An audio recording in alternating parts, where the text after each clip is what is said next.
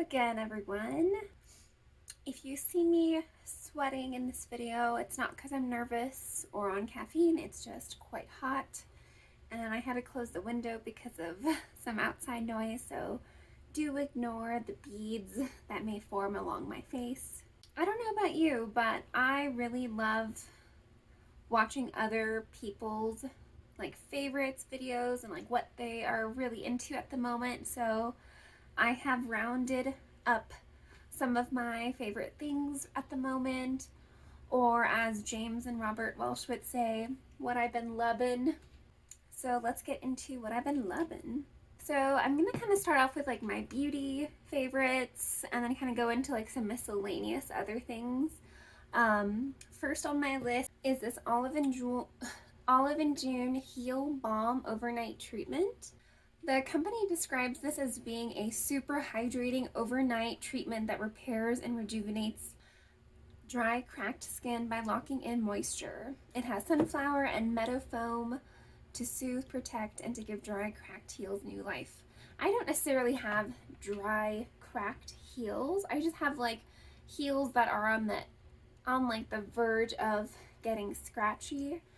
And I know it's hot right now, so I don't love wearing socks to bed, but this particular product makes it so easy because it's a little stick product, and so you just apply it straight to the area that you want, put on your sock, and you don't have to fuss about getting in there with your hands and getting it all greasy, because it is a thick product, and I think if you had to dip your hand into it, you would have to go wash your hands so that you don't get it on anything else. So it's just so convenient.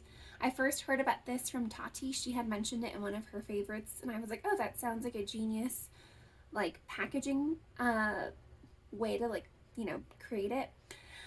So I got it, and I do really like it. So I highly recommend this if you want something just really easy to put on, throw on a pair of socks. You could even wear it around the house and then maybe take it off a few hours later, but excellent product. You'll also notice in this video I have a lot of things in pink, a millennial pink packaging. Just coincidence. I am a sucker for that color of pink, but I just realized that, so let's just carry on. So next is a shampoo and conditioner from the brand Monday. I picked up the moisture shampoo and the volume conditioner from Target. Honestly, what caught my attention was the pink packaging. Like I said, sucker. The brand claims on their website the reason why you'll love it is because there's no parabens, no SLS, it's cruelty-free, pH balanced, 100% recyclable, and it has a gardenia scent. And I think that is the thing that really made me love it. I had gotten a little sample of it from work, and I was like, oh, this is such a cute little bottle. It's pink. But then it was the gardenia scent that I was like, ooh, this is right up my alley. It's floral, it's fresh, but it's very light. It doesn't feel very overwhelming. I think something else I really enjoy about these are that they're only $7.99 for, quite big bottles. And they come in pump packaging, which I just prefer because I can control how much product I want to use every single time, instead of mystery pour. The problem with the pump, of course, is at the very end. You have to kind of you know with the pump at the end. Okay, next beauty item to mention is by Versed. I'm not sure if it's pronounced Versed or Versed. I want to say Versed, but it seems like Versed. I don't know. This is also from Target. This is their Day Dissolve Cleansing Balm. You can see I've used a good chunk of it. I will say this is quite on the pricier side for drugstore pricing. However, I wanted to try it because it was one of the only products that I was able to filter through that were both cruelty-free and vegan, that were also cleansing balm. This is something that's unique for me because it does get off eye makeup really, really easily and well, along with face makeup, but it doesn't burn my eyes. There is another cleansing balm I really loved a while back. I think the brand is called The One or something like that. I had gotten it from Ulta. That one worked so great, but it stung my eyes and it left my eyes like filmy for like a few days, I guess a day. This one absolutely does not. This one really gets everything out without like irritating me, I guess to say. It smells like a spa thanks to a dash of eye-safe, naturally antibacterial eucalyptus and clove leaf oil, not artificial fragrance. Take a scoop out with my finger. While it's balancing on my finger, I'll shut it because otherwise it just sort of gets in the way. Water like can fall in. Anyways, I take it and immediately on contact with my fingertip, it starts to just like turn into an oil. I get that on the face, start massage, and here's the emulsifying part that I think is critical from all the balms I've learned. You really need to get a little bit of water to add, and that's where you really see that transition from like, okay, it's making contact with my makeup or sunscreen or whatever. The water though is really going to turn it into a remover. Anyways, once you've done that, splash with water, remove, go on with your second cleanser. Really beautiful product. I do love perfume. Perfume is one of my like super guilty indulgences when it comes to like beauty purchases. I haven't purchased the full sizes of these yet, so these are just like little samples that I've acquired, and I've just been putting off buying full sizes until these run out, so bear with me, they look a little tacky. So the first one is from the brand Nest New York. This is their Golden Nectar Eau de Parfum. This is just like a little like 250 point deluxe sample that I got from Sephora with a purchase with some of my points. This has become one of my like everyday like spring transition into summer perfumes. Here is what the brand describes it as being. It's a floral gourmand fragrance blending the warmth of golden orchid and suede amber with notes of creamy vanilla and velvety musk to create seductive symphony for the senses. Pretty much looking at the key notes, which are golden orchid, amber, vanilla, and musk, I was like, okay, those are all things that I like in a perfume. I would probably like this. And so getting like a little sample like this was like the perfect way for me to, you know, experiment and make sure I like it. So far I really liked it. Nest is a brand that I've enjoyed for many years. However, sometimes their potency is extreme, which is a good thing because sometimes you just want, you know, a small thing to last you a long time. But in the past, I've had to throw away perfumes that I can't stand anymore because they're so intense. But this one I think is perfect. It's just the right amount of like that vanilla, orchid, amber, musk, all those things. But it still is bright and light. It isn't too sexy or heavy or rich. It's still, as they describe, the mood of joyful. So I'm really liking this a lot. My other perfume, however, that's on my like wish list, it's by the brand Killian Paris, and this is called Love Don't Be Shy. Again, just a little sample. I've been holding on to like the little packet of it so that I can just like have it obvious for me to see instead of like a little bottle. So this just is described in here as a scent as sweet as a Turkish delight. Keynotes are neroli, orange blossom, and marshmallow. And here's like the little picture.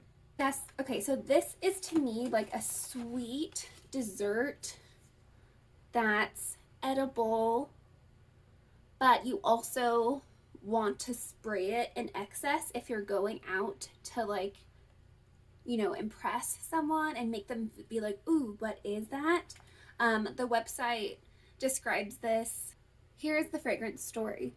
First love's innocence makes itself known with juicy honeysuckle and plush rose softly caressed by the sweetness of luscious marshmallow sugar accord, satisfying the craving pang of new love. A warm amber base lends a pulsing touch of sensuality, hinting the possibility of soon knowing another soul inside and out. I mean, obviously they're quite good at painting a picture. But what makes this different, although it does have that like amber base, like the golden nectar. This has orange in it, and it makes it sweet and like happy, but I almost want to say like that amber and the marshmallow make it a little bit like sexy.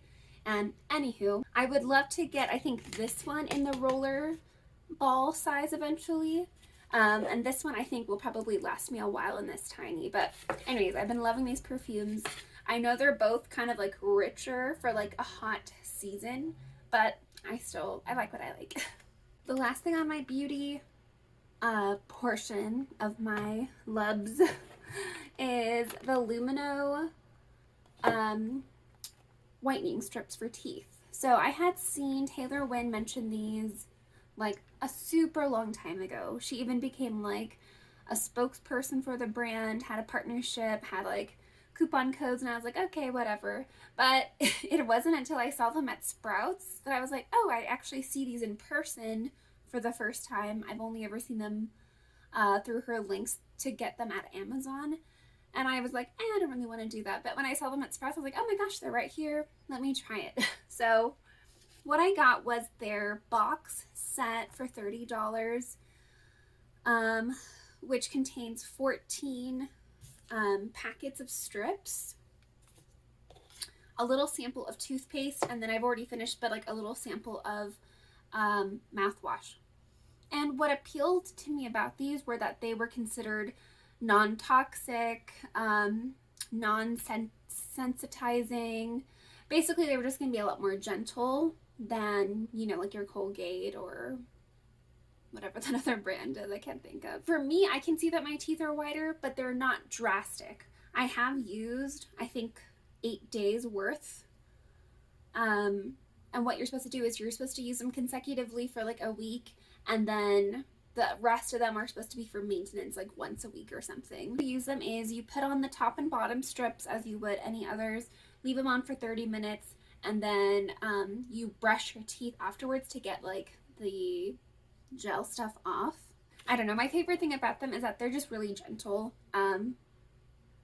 I think in the past I've been discouraged to pick up whitening strips because I've had really painful experiences from like sensitizing my teeth, but this particular set I think has been effective, although not dramatic, but still gentle. So I highly recommend these if you're kind of in the market for something like that. I think it's a good idea. So I've been really loving this energy drink from the brand Celsius. They have like 10 flavors. Some are carbonated, some are non-carbonated. And what I like about them is that it's only 10 calories per can, 2 grams of carbs, but super flavorful, just like tasty. And the effect gives you like this, forgot to turn my lighting on, sorry. The effect is that you're energized and like a little like boosted without feeling like jittery or like uncomfortable or shaky or anything. So if you love like a little boost of caffeine with like a tasty drink you can just crack open, I highly recommend getting these. You can find them at Target or Sprouts. Those I know for sure. Okay, my other recent like fave is also a caffeinated drink, no surprise. I've been really into cappuccinos lately. I mean, cappuccinos have been around forever, and probably for like the summer going forward, I probably won't get any for a while just because it's like too hot to drink a hot drink at this time. But if you don't know what a cappuccino is, I'll briefly describe it. It is espresso, hot milk, and then a layer of foamed milk. And I think my favorite part of a latte is that little bit of froth, a bit of froth that's on the top. So I was like, oh, why don't I just get cappuccinos? So the issue I've come across is that every coffee shop can usually make a latte no issue, no like alterating. However, not every place can make a cappuccino that's good. In fact, I have tried more poorly made cappuccinos than I have tried good ones. And so now I feel like it's almost like a challenge. Like, okay, where is the best? Who can make a good one? So Right now there's a restaurant in downtown called the Bird Tree Cafe, and their cappuccino is at the top of my list. And anyways, the ones that don't taste good, it's because usually the espresso tastes burnt and the milk tastes burnt. Like they've just done everything too long. So anyways, I'm really into those. Probably gonna take a break, but I'm still on the quest for the best. So now some miscellaneous things that I've been loving. My Reebok white sneakers. I was in the market for a sneaker that I would not wear to work, because right now I have two pairs of sneakers. One I wear to work, one I wear to the gym. And those two, I mean, obviously you can wear those anywhere, but they both looked out of place when I wore them with jeans or like, you know, leggings, you know, to look casual. So I was looking for a white sneaker that I could wear around town or like do everyday things that I would like intentionally try to keep clean and looking good. So I got these off of Target, and the day that I got them, I used this like shoe protectant, and I sprayed the entire shoe, top, side, bottoms, let them dry overnight. And I think that's been helping a lot to just sort of, you know, discourage scuffing. But I also have a shoe cleaner just in case they like get scuffed.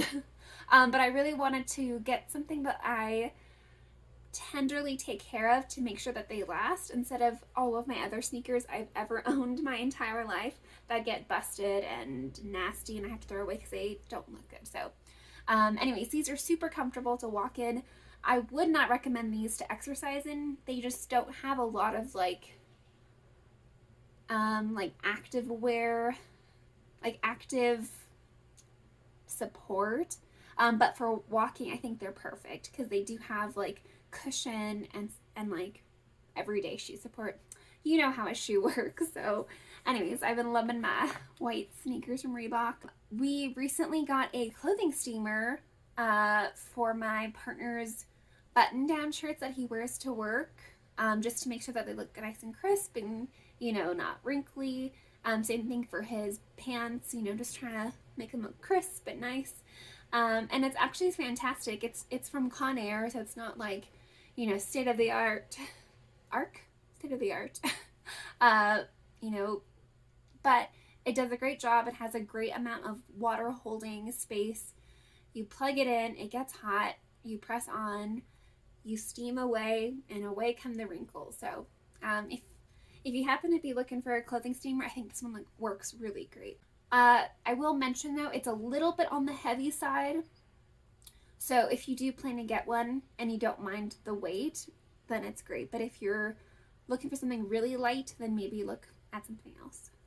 So my cat, Spoopy, has been a thirsty girl for the past few months.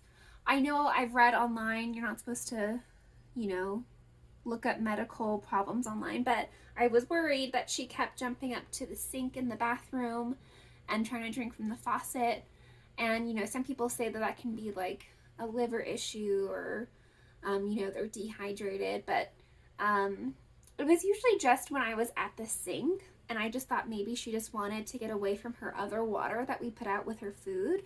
So I read around the internet a little bit about other people's experiences with their cat and, you know, at the sink. And anyways, a lot of people were saying how their cat really enjoyed a water fountain for their water. And so I had looked up a bunch of different fountains, and I settled on this one, the Catit flower fountain. We got it from PetSmart, and I was able to follow the instructions, everything I was supposed to do to set it up, you know, the very same day. And we've put it into our bathroom at the sink because that's where I was finding my cat, you know, at that sink. And I thought maybe like if it put it right next to it. Anyways, it took her a few days to get used to something flowing water. But what happened was I stopped, you know, turning on the faucet for her. And so she'd get on the sink and be like, oh, there's this moving water here. And so anyways, it's just so sweet to see her like up on the sink drinking it. It's just so darling. And I'm glad I just have that there especially now that it's warmer, she can help herself to some water there or buy her food, and I don't feel like, you know, she's missing out on any fresh water. The last 3 things I've been loving have been like media related. So the first thing is Downton Abbey. I resisted watching it for years, literally years, because I was just like, oh, I'm not gonna like it. It doesn't sound like my style. My grandpa and my grandpa, even my dad, were like, you're gonna like it. It's so good. I was like, no. And I've been home from work the last few weeks. And I've just had so much time on my hands that I was like, okay, I'm finally gonna sit down and just like watch this series, see what it's about. And sure enough, I did really love it. It was so cute. It's just like a proper English drama with also senses of like wholesome and just like feel good. And there were so many times where like a character would say a word or phrase and I'd be like, pause, look up phrase, like, oh, okay, now I know what they're talking about, because it's set in like the early 1900s in England. So just a lot of interesting things that they'd mention. I also went to go see the new movie last weekend and it was so sweet. So anyways, I'm now completely caught up.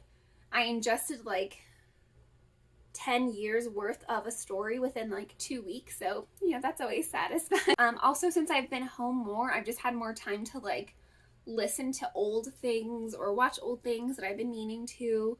And so I got into this podcast called Breaking Beauty, which actually debuted back in 2017. I had never heard of it until James and Robert Welsh had an episode featuring them. And in fact, that episode was old. And since I was catching up on all this old stuff, they did like a pod swap where each hosts were on each other's podcasts. And they were like, yeah, we are 2 beauty editors from Canada. We've been doing beauty related like product reviews and interviews for more than 10 years. Anyways, on James and Robert's podcast, they just sounded so informed, so interesting, and also really funny that I was like, oh, I'll give their podcast a listen. So anywho, now I'm like 57 episodes in to their podcast, and I'm like, wow, this is so great. And it's really funny because at the beginning of their podcast was at the end of my career at Sephora. So there was some overlap of like brand founders, brand launches that I knew a lot about at the time, and to hear them talk about it very fresh in their head, it's just funny for me to like have their perspective and my perspective actively, you know, going through my mind. So anyways, Breaking Beauty, really fun. I think they launch a new episode every single week, but I'm still catching up from the beginning. So I think I'm in 2019 right now. So I'm almost there. Just a few more weeks and I'll be caught up. Okay, and the last thing on my faves, my recent faves, are James and Robert Welsh. They are just so funny. They are twin brothers from England. They're approximately like 33, I think. And then they each kind of have like their speciality about what they talk about and what they, you know, are more interested in, but then they also collaborate and they come together. So James's YouTube is all about skincare launches, what he wants to buy, what he doesn't want to buy, new stuff, his favorites. But he's also been doing stories about, like, he did this crazy video about how, you know, this woman didn't wash off her mascara for years. For years she didn't wash it off. And in the video he goes over like how the woman went to go see like a specialist, and when they flipped her eyelid, it was just speckled in lumps. And anyway, it's crazy. So he's been doing like some deep dives on some really interesting like skincare related dramatic stories or fascinating stories. And then there's Robert, and Robert, he focuses more on like the makeup side of beauty, what's trending, myths, how to apply certain things, new product launches. And then on Mondays, every other Monday, he launches a ghost story and makeup video, which are always fun and terrifying, honestly. On Sundays, every Sunday, they come together and they have a shared YouTube channel, and they just put out just make me laugh out loud crying videos because they're just so funny. And in fact, they started a podcast together called The Double Cleanse. In their episode, they always start off by saying like, "Hey James, what have you been lubbin lately?" And so that's kind of what, you know, sparked this entire video today, because I love that so much. So okay, I will leave it at that. I could go on for so long. They just, you know, they feel so good. They entertain me, and they just, you know, enlighten me. So that is everything that I've been loving lately. I am so grateful that you spent some time with me today. I hope you are doing so well, and I will see you soon. Bye.